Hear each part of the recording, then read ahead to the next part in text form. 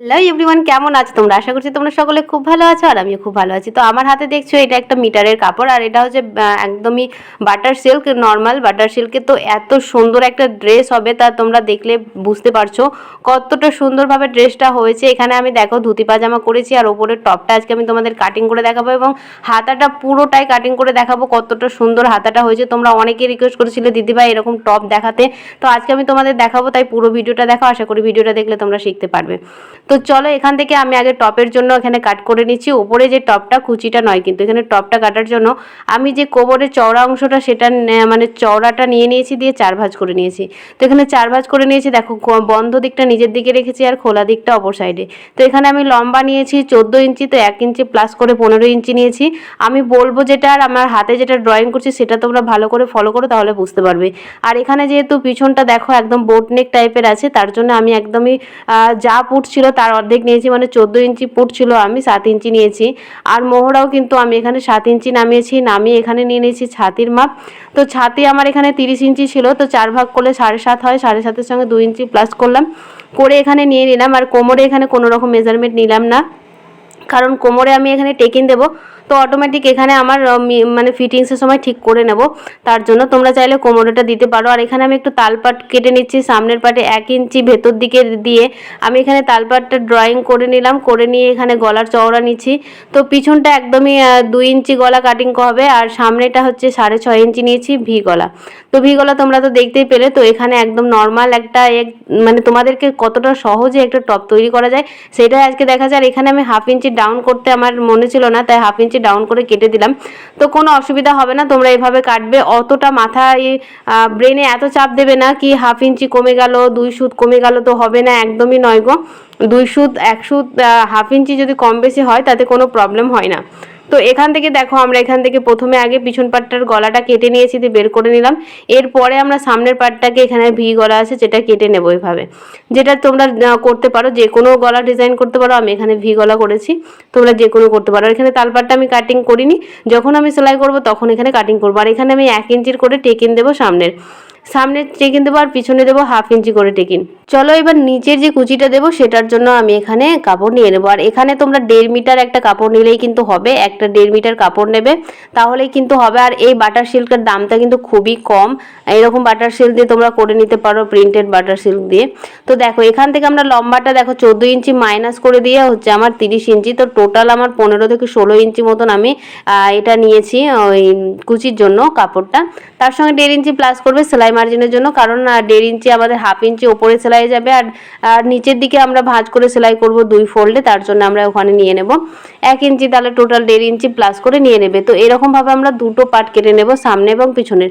সামনের যেটা পার্ট আছে সেটার থেকে ডবল আমরা কুচির জন্য কাপড় নিলাম, এবার পিছনেরটাও সেম একই রকমভাবে 2 ভাঁজে আমরা কেটে নিলাম। এইভাবে তোমরা করতে পারো, অল্প কাপড়ের মধ্যে খুবই সুন্দর কিন্তু হয়। এই টপটা তোমরা পরে তো দেখতেই পেলে কতটা সুন্দর লাগছে দেখতে, সত্যি খুবই সুন্দর হয়েছে।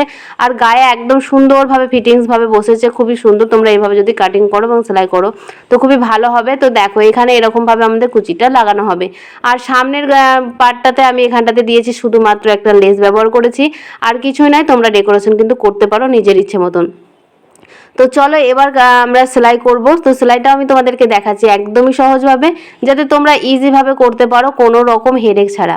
তো এইভাবে আমি লাইলিনটা, ওপরে আমি লাইলিন দিয়েছি দেখো, তো লাইলিনটা এইভাবে সেম কেটে নিয়েছি।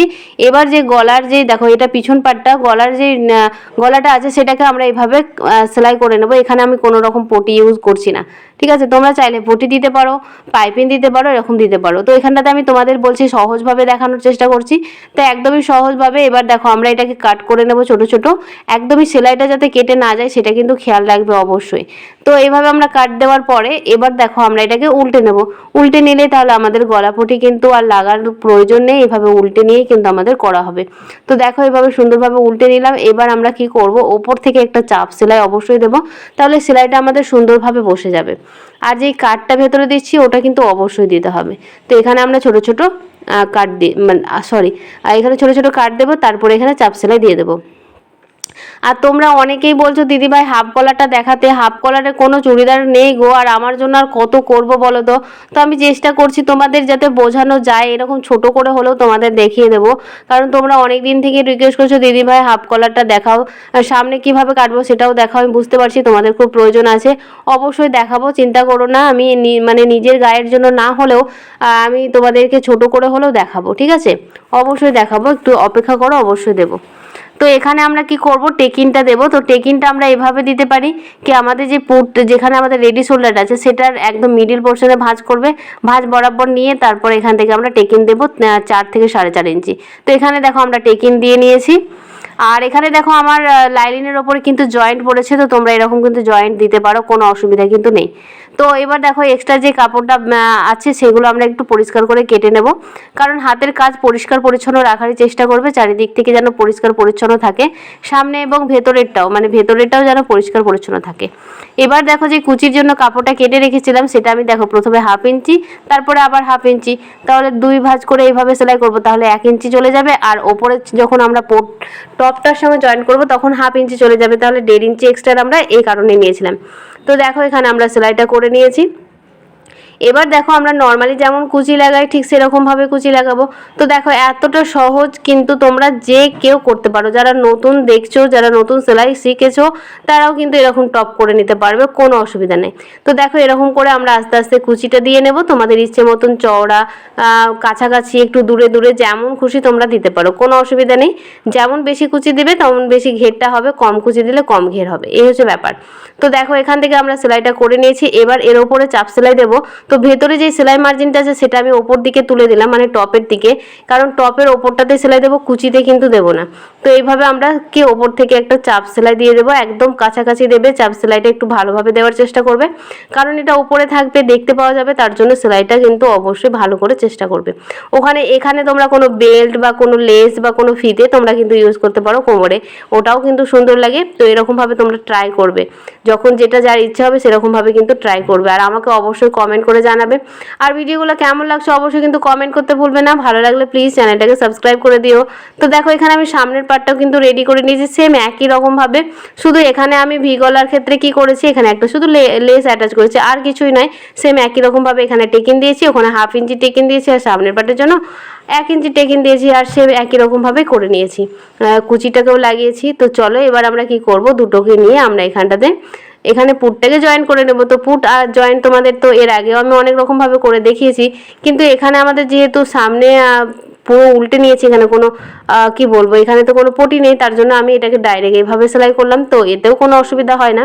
আমরা কি করব, এটা সেলাই করার পরে ওপর থেকে একটা চাপ সেলাই দিয়ে দেবো দুটোকে ধরে, তাহলে আমাদের এটা ঘাট থেকে বেরিয়ে যাবে না। তো দেখো এখানে আমরা সামনের এবং পিছনের দুটোই কিন্তু আমরা এখানে দুই পার্টটাতে কিন্তু আমরা এখানে সেলাই করে নিলাম, পুটটাকে জয়েন করে নিলাম। এবার আমরা কি করব, ফিটিংসটা দিয়ে নেব। ফিটিংসটা আগে দিয়ে নেবে এই কারণেই, কারণ হাতাটা আমরা কাটিং করব, সেই হাতাটা কিন্তু ফিটিংস করার পরে যেই রাউন্ডটা থাকে সেই রাউন্ডটার মেজারমেন্ট হিসাবেই কাটা হয়, তার জন্য আমরা এখানটাতে আগে কি করব, ফিটিংসটা দিয়ে নেব। তো ফিটিংসটা আমি এখানে নিয়ে নিয়েছি। ফিটিংস কীভাবে দিতে হয় তোমরা যদি জানতে চাও অবশ্যই কমেন্ট করে জানাবে, যদিও আমি অলরেডি অনেক ভিডিওতে দেখিয়েছি কি কীভাবে ফিটিংস দিতে হয়, তাও যদি তোমরা বুঝতে না পারো তো আমাকে কমেন্ট করে জানাবে। তো চলো এবার হাতাটা কাটিং করে নিই, এত সুন্দর একটা ডিজাইনের হাতা তোমাদের একটা ভিডিওতে পেয়ে যাবে। তো দেখো এখান থেকে আমি লম্বাতে এবং চওড়াতে দেখো এখানটাতে আমি প্রথমে 4 ভাঁজ ছিল, তারপরে আবার ওটাকে 4 ভাঁজ, মানে টোটাল 8 ভাঁজে দেখো আমি 10 ইঞ্চি মানে নিয়েছি, 10 ইঞ্চি এদিকেও নিয়েছি, 10 ইঞ্চি ওদিকেও নিয়েছি, মানে একদম চারিদিকে 10 ইঞ্চি করে নিয়েছি। তো এইভাবে আমরা একটা রাউন্ড করে নেব, 10 ইঞ্চি করে রাউন্ড করলে কিন্তু আমাদের একটা কি হবে, স্কার্টে যেমন আমরা করি না ঠিক এরকম রাউন্ড শেপ আমরা করে দেব। এভাবে রাউন্ড শেপ করার পরে কি করব, আমরা এটাকে কাট করে নেব। তো দেখো এখানে আমরা কাট করে নিয়েছি, এখানে আমরা দুটো হাতা বেরিয়ে যাবে, আমরা যেহেতু 4 মানে টোটাল 8 ভাঁজ করেছি তার জন্য এখানে আমাদের দুটো হাতার জন্য বেরিয়ে যাচ্ছে। তো এখানে আমরা লম্বা যা নেব তার থেকে 2 থেকে 2.5 ইঞ্চি আমরা এক্সট্রা নিয়ে নিচের দিকে নামিয়েছি। এবার কি করব, এবার দেখো আমি এখানে আমার হাতের যে রাউন্ডটা সেটা আমাদের বোধহয় 10.5 কি 12 ছিল, 10.5 কি 11 ছিল। তো এইভাবে আমরা 2.5 ইঞ্চি দূরত্বে যেখানে আমরা 12.5-তে দাগ দিলাম সেখানে আমরা কি করলাম, তার ধারে ধারে এরকম 2.5 ইঞ্চি দূরত্বতে একটা রাউন্ড শেপ করে দিলাম। জাস্ট এইভাবে রাউন্ড শেপ করে দেবে, অত ভয় পাওয়ার কিছু নেই। যদি একটু কম বেশি হয়, যদি বেশি হয় তো কোনো অসুবিধা নেই। কম হলে তো একটু প্রবলেম হবে, তোমরা কেটে আবার রাউন্ডটাকে বড় করে নিতে পারবে। কিন্তু যদি বেশি হয়ে যায় তাও ভয় পাওয়ার কোনো কিচ্ছু নেই। যদি বেশি হয়ে যায় তো কিভাবে আমরা সেটাকে ম্যানেজ করব সেটাও দেখাচ্ছি। কারণ এই হাতাটা করতে গিয়ে অনেকেই বলে দিদিভাই বড় হয়ে যাচ্ছে কিভাবে ম্যানেজ করব। তো কোনো ভয় পাওয়ার কিছুই নেই গো, চলো দেখতে থাকো ভিডিওটা, তাহলে তোমরা জানতে পারবে। তো দেখো এখানে আমরা এখানে কাট করে নিলাম, কত সহজে রাউন্ডটা কাট করে নিয়েছি। এর আগে আমি দেখেছি তোমাদের একটা মেজারমেন্ট হিসাবে, তোমরা যদি ওটাও দেখতে চাও তো দেখে নিতে পারো। তো এবার আমরা যেহেতু রাউন্ডে সেলাই করব, তো রাউন্ডে সেলাই করার জন্য কিন্তু আমাদের প্রথমে 2 ভাঁজে সেলাই করব না। প্রথমে দেখো একদম 2 সুত মতন ধরে আমি সেলাই করছি, কারণ যত অল্প ধরে সেলাই করবে আমাদের পিকো টাইপের কিন্তু সেলাইটা হবে এবং আর হাতার যে শেপটা সেটা খুব সুন্দর আসবে।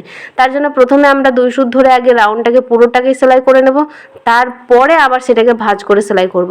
তাহলে রাউন্ডে সেলাই করতে পারবে। একসাথে যদি 2 ভাঁজে সেলাই করো তাহলে কিন্তু রাউন্ডে সেলাই করতে পারবে না। তো দেখো পুরো বরাবর একবার সেলাই করে নিয়েছি। এবার দেখো যে সেলাইটা করেছি সেটাকে আবার এইভাবে ভাঁজ করে নিলাম, ভাঁজ করে নিয়ে পরে আবার এটাকে সেলাই করে নিলাম। তো দেখো আমাদের হাতাটা কত সুন্দরভাবে রেডি হয়ে গেছে। দেখো নিচেরটা অনেকটা পিকোর মতোই লাগছে। তো এরকমভাবে আমরা দুটো হাতাকেই তৈরি করে নেব। তো দুটো হাতায় আমার এখানে রেডি হয়ে গেছে, দেখতেই পাচ্ছ। তোমরা অবশ্যই এরকমভাবে করবে, আমি যেই পদ্ধতিগুলো দেখাচ্ছি একদমই সহজভাবে। তো এখানে আমাদের টপটাও তো রেডি হয়ে আছে। তো চলো এবার হাতাটা কিভাবে লাগাচ্ছে সেটা দেখো। তো হাতাটা আমরা কি করবো, এখানে টপটাকে সোজা করে রেখেছি আর হাতাটাকে উল্টো করে রাখবো। তো হাতাটাকে উল্টো করে রাখার আগে এইভাবে আমরা ভাঁজ করে নেব একদম সমান সমান করে এবং কাট দিয়ে দেবো 2 সাইডে।